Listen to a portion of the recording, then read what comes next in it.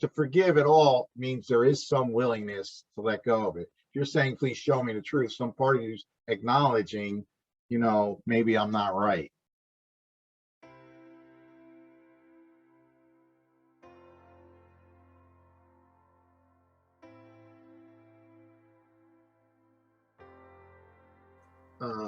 Before we do that, because this talks about Christ, and I think some people aren't clear about what Christ is relative to what the Course is speaking to.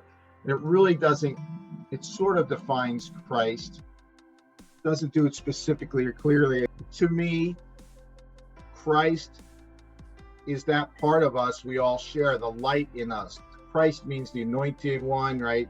We are all together the anointed. We are God's one creation. And so when this Course speaks of Christ, it's speaking of the part of us that is the truth, that is God's true child, right? God's true creation, knowing itself as what it is.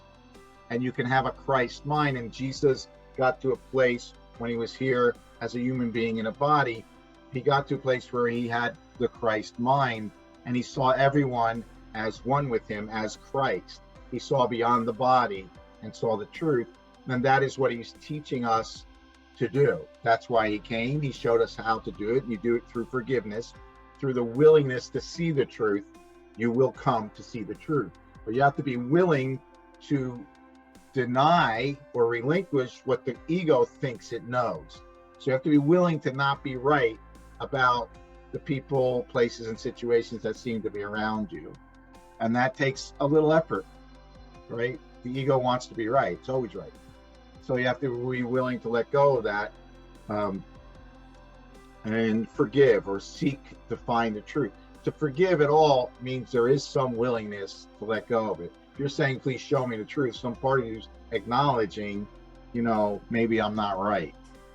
So anything that's causing any pain or suffering is the result, or is seeing what's not there. The Course says when you're in pain and suffering, it's because you're seeing a reality that you think is true, that you believe in, that is not true. The only thing that could cause pain or suffering of any kind is something that's not of God or of Christ. And Christ is the extension of God. So not only as the Christ are you one with all of God's creation, you're one with what extended itself to become you as well. So to make a distinction between that and the Holy Spirit, there really is none, like there really ultimately is no distinction between the Holy Spirit and you or the Holy Spirit and Jesus. But for the time being, well, it seems like we're in separate bodies in a world of separate things. There are aspects of the Christ that have a very specific role to play in the salvation of God's Son. So you could say the Holy Spirit is the aspect of Christ that has been given the job, the purpose, the function of waking us up. And so is the Christ mind that is aware of itself as God's creation, but also aware of the illusion. Whereas the Course often distinguishes and says, God does not help you. God cannot even see the world. God's not, God, if God were to entertain the possibility of the world as we see it, it would become very true. Because all that exists in God's mind is truth. I know this might be hard to grasp. Like at this level, there are aspects of God called Christ or the Holy Spirit that know both the mind of God, but also know the ego's world. And that's what the Holy Spirit is. So it's able to mediate, it's able to understand our pain and suffering, and it's able to bring the mind of God to bear in our dysfunction, in our world, if we invite it to do so. And this is so important to get, that we have to invite it. We have to ask. Where there's no asking, it cannot come. It can't show up because, we have free will. It can't enter where it's not invited. And so we get to ask. You ask directly, please show me the truth. Tell me where to go, what to do, what to say, and to whom. Dear God, Holy Spirit, or, please show me the truth, period. That's very simple. That's forgiveness. That's inviting the Holy Spirit in whenever we do that.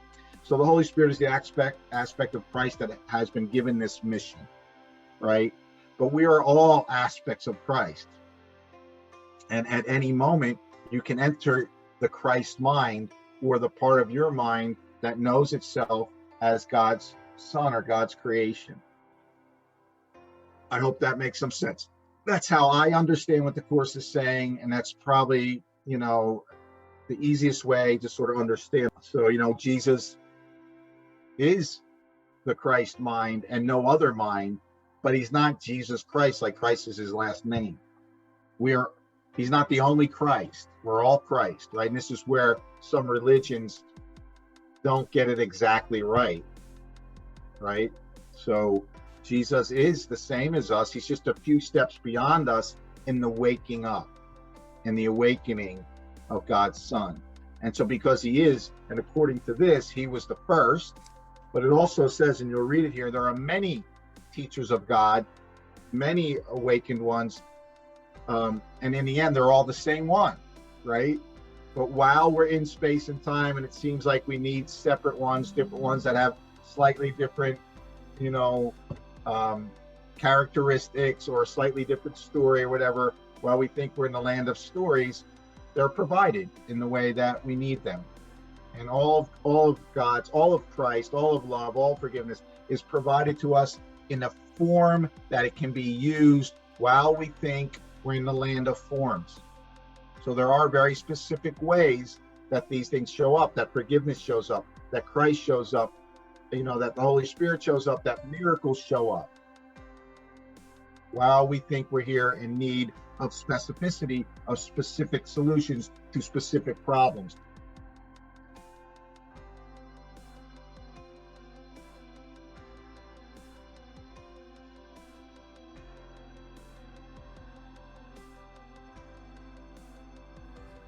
Thank you for joining us for today's quick video of the Course in Miracles Discovery Meeting. If you want to watch the full version and be able to jump into the live stream and participate, please click below and join the Miracle Makers community. We are here to make miracles together, to make miracles happen for you and for the greater community as a whole. So please click below, become a member of the Miracle Makers community. I look forward to seeing you there.